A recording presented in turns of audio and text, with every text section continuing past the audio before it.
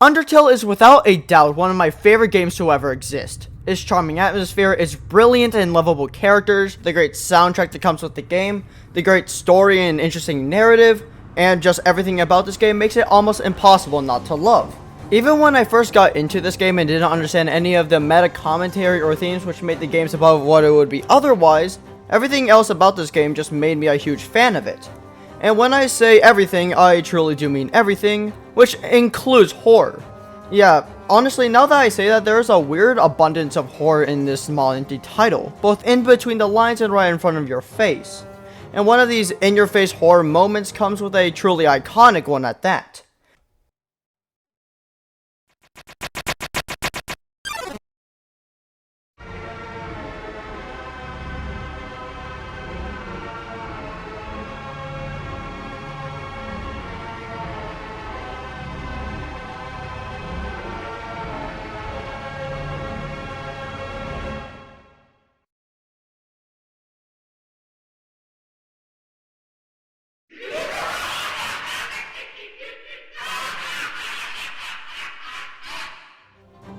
Yeah, there is a reason I use this laugh and entire sequence as part of my channel.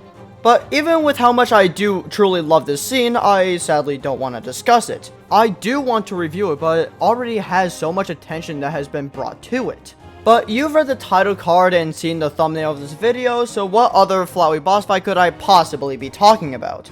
Well, with the release of Undertale Yellow, I have found something that has truly piqued my interest. Now, Undertale Yellow already has had its great share of amazing moments, ranging from small to huge in a true Undertale-like fashion.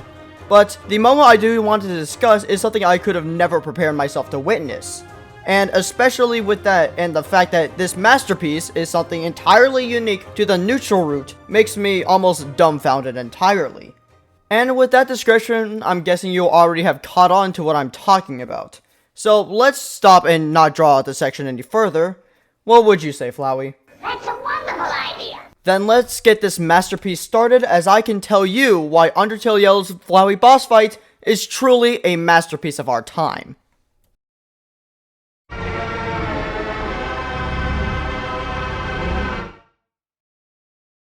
Before I even try to attempt to describe this masterpiece of a boss fight, let's at least begin with some exposition. You just accept it or deny staying with Martlet depending on your choice in the matter. And as the sweetness of this moment starts to sink in, we are expecting a pretty neutral ending for our neutral run. But exactly as that happens, Flowey interrupts us in his traditional fashion and kills Martlet the second the sweetness of the moment has already sunk in. And just in case you are feeling left out, he kills you too. And no, I'm not making this a hyperbole either, because he straight up kills you then and there. And again, in his traditional fashion, he does it right after mocking you. He decides to rub salt in the wound by forcing you to put what just happened in the worst possible lighting, forcing you to think of how Martlet now thinks that you killed them, rather than Flowey. And not only this, but Flowey has demonstrated the immense power he has over the situation, bringing in his save and load abilities to their fullest potential at this very moment. This feeling of being vastly out of your league due to facing someone who basically can rewind time is nothing else but frightening. And this feeling of facing what is essentially a god over this realm doesn't fade either, as you are then left in his domain, where then he begins his monologue. But luckily this monologue is far from boring, as it contains so much that I want to talk about. This monologue shows the same sense of nihilism Flowey himself has dealt with, but it also gives a striking realization to how Flowey is basically only doing this and helping you to benefit him, his true colors showing at last. However, it wouldn't really be that much of a realization for us, the players, since we already have likely played Genocide before this. And the creators seemingly knew this and took advantage of it, as the realization is never given that spotlight, but rather the nihilism of our previous attempts is being at the forefront. But it's not just the nihilism of these attempts, as we are given another realization entirely. Flowey reveals why this path is different, and then takes great pride in announcing how he was the one who tampered with the switch, forcing us to avoid the Snowden and waterfall we constantly died on in the past. He is the reason this pass was even taken in the first place, so you wouldn't be here without Flowey's help, and this truly shows how much of a scheming, manipulative, soulless being Flowey truly is at his core. And now that things are almost in full circle, you are back in his possession, where basically he can do whatever he pleases to you, and torment you for however long he wants. However, Flowey also reveals how he isn't fully controlling the matter. He still needs you to give up and to give in to his void, so he'll have another soul to add to his plan. He is essentially trying to outdetermine you, which is exactly what he tries to do in his Omega Flowey fight in the base game. Which, just like in that fight, he treats this entire situation like a game of his choosing, having fun with the endless possibilities of endlessly tormenting you. But unlike that fight, he actually passes on the friendly game charade to you. So what game does he exactly have in mind? Well, it's a classic bullet hell, which starts just like how it does in your first encounter with Flowey in either game. He instructs you to dodge the bullets, so we do. But after the first wave of them, the screen starts glitching, the music fades out slowly, and we realize that the future of this fight will be far from nostalgic. Welcome to Flowey's bullet hell. In hell, we have sick backgrounds, no items, or rather no ability to use said items, no way to fight back, terrifying attacks, and unnerving everything. So let's take this one at a time. First, if you even thought about breaking the no items or no fighting rule, Flowey will shut you down immediately, loading a save before you did either, laughing in the process. This ability to not even be able to use two of the core mechanics of fights, along with the messages that you are greeted to, are nothing short of unsettling, and you will have a truly frightening experience. And speaking of those sentences in the main menu, I have something to talk about there. Sure, you have the casual ones that tell you the iconic "Hi, I'm Flowey" monologue, and then the ones that just say missing or are basically the equivalent of what I do to pass the time without doing homework. But then you'll have the far weirder ones that feel like they belong in an analog horror series. Some of these range to saying Clover has no eyes, to repeating the word 7 over and over and over again, and then there are other sentences which purely capture the mocking nature of Flowey, making fun of Clover by saying that they're trying to fight or hide. Having to imagine these rather than showing us accomplishes the goal of making us have to make our own worst nightmares with these demented words. And if you thought the analog feeling was exclusive to these words alone, then you are dead wrong. The music does this to an absolute T, repeating weird parts of the song but making it still sound amazingly great.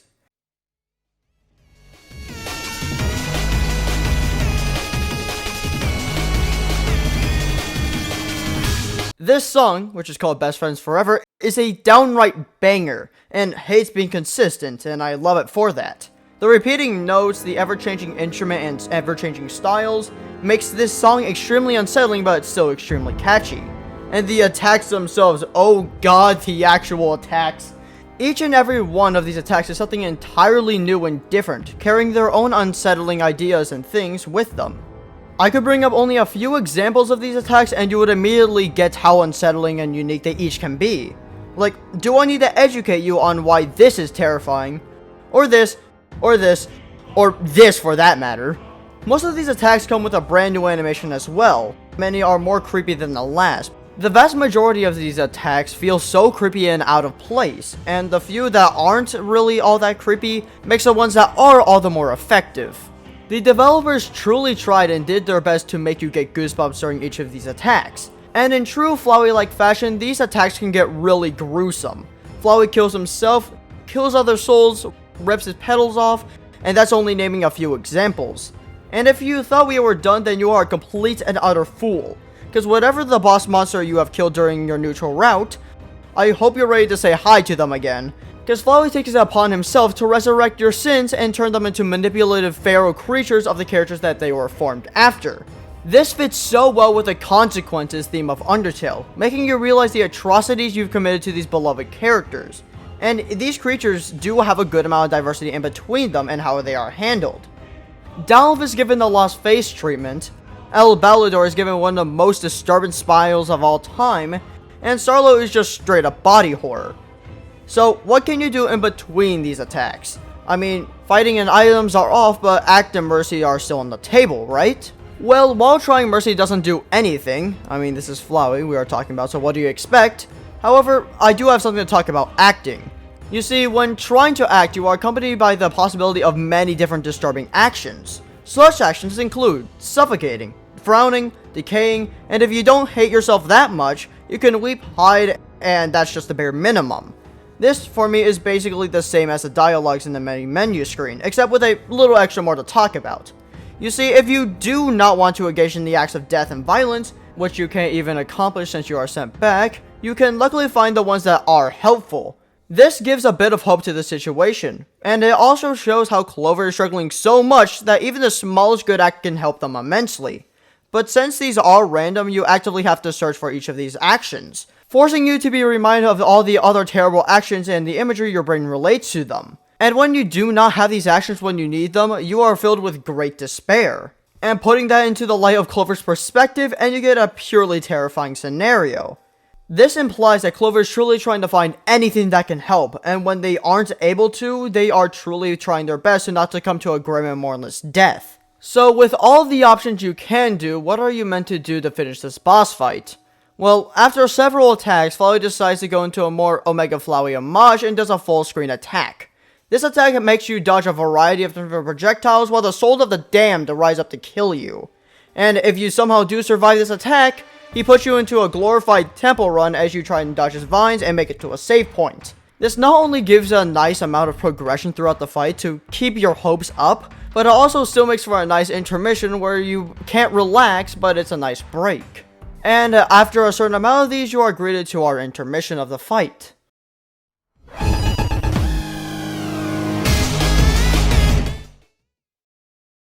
Just like the exposition, I do like the detour in between phases. However, I'm not dedicating an entire section to it because it's just too short. But I do still have things I wish to talk about before we continue to the second phase. As we run away from Flowey and he calls us back, we teleport to many different locations, including the True Lab. After we run through an ever-changing idea of collective settings, we walk past a lonesome flower who is crying for help. And then we walk past another, and another, until we see a mountain of endless Flowey bodies. We can guess that these are all his previous deaths from all of his previous lives, and we can see how much they flowed into obscurity as time passed on. The pure unsettling sight of seeing the wall of corpses as we watch the dialogue of a flower slowly driving himself to insanity gives me so many chills down my spine. This depressive horror is done masterfully well, and I can't help but applaud it. It's not terrifying, but it's enough to put you on edge throughout the rest of the run. And when we finally manage to escape this hellscape, we run into female Birdly again. This seems like a wholesome and nice moment as we reunite with a good friend, but, well, let me just play the clip.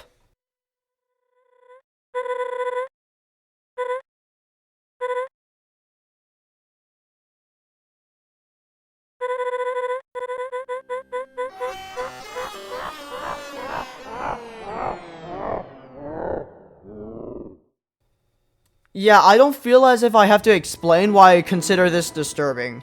As we pass through whatever nightmare that was back there, we meet up with Flowey once again.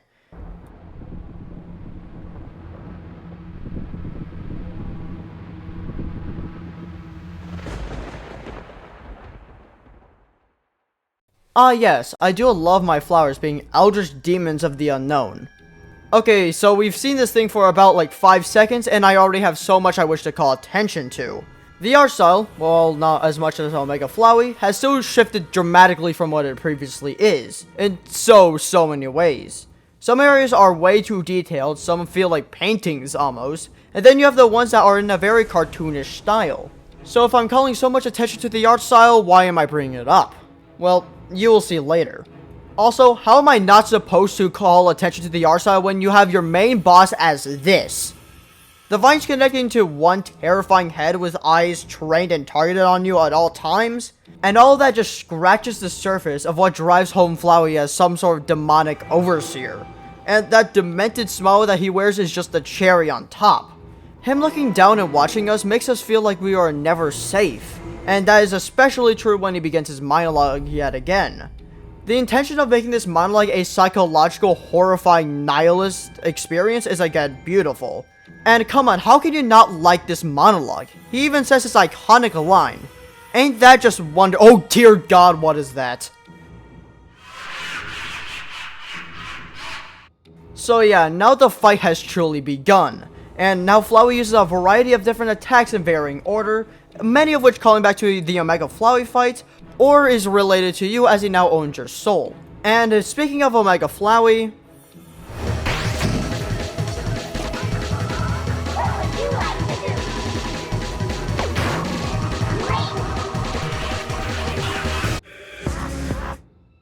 Yeah, if I had to describe this phase of the fight, I would represent it in a few words. It would be that we have Omega Flowey at home meme, except Omega Flowey at home is just as good as Omega Flowey. The way you actually obtain these phases is something to bring mention to either. Flowey forces your soul to enter its big shot mode with his vines, again showing how he fully is in control of the situation. And then he forces you to start a short minigame of his, showing how this is purely a game to him. The developers even had fun with it, making Flowey say a clip from a McDonald's property, which is just an incredible idea and attention to detail, as Flowey in the base game uses a McDonald's voice clip as one of his lines. Hell, that voice clip which I just talked about even is a part of his main song, Afterlife, which is another complete banger which shows off how demonic and in control Flowey is.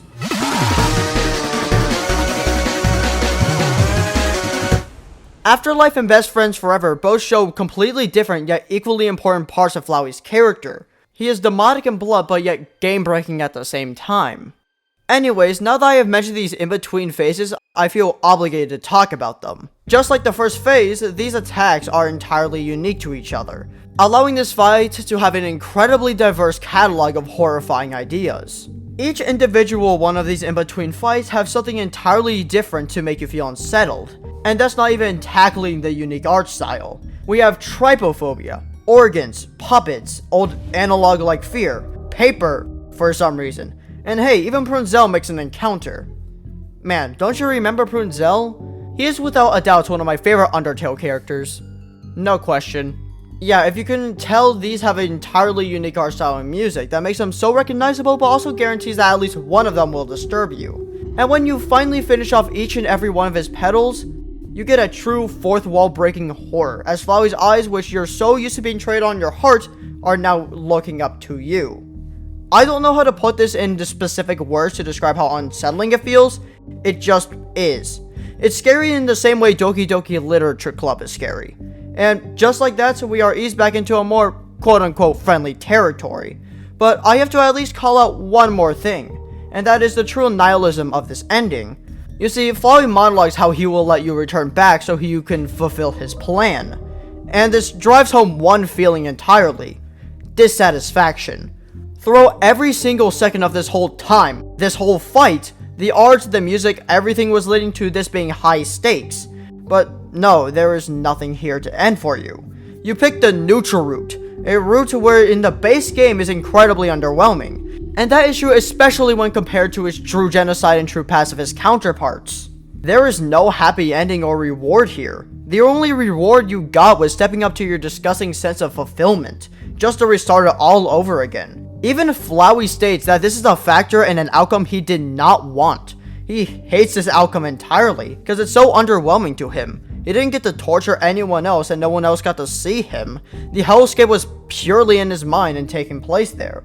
While this fight is anything but underwhelming, there is nothing else waiting for you. And I extremely love this outcome for that. It's a good way to take the underwhelming parts of Undertale's neutral route and make it actually enjoyable. But while this ending is unsatisfying, the boss certainly isn't at all. I wouldn't be here if that was the case.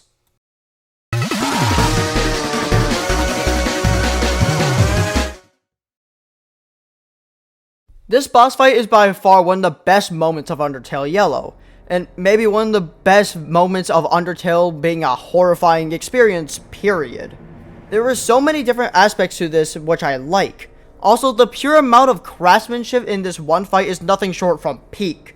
And keep in mind, this is all available in the neutral route, a route which is usually the most underwhelming and boring parts of an Undertale fan game. Sure, there was a reason for that in Undertale, but it still felt like just an unseasoned pacifist route. But here, this boss fight is godly in almost every category imaginable. I wouldn't be the least bit surprised if it took a full year to make this. And that's just talking about the fight. Cause oh boy, this was an amazing experience. The future of Undertale fan games is brighter than ever. Cause if they have this as inspiration, then we are in for a good time.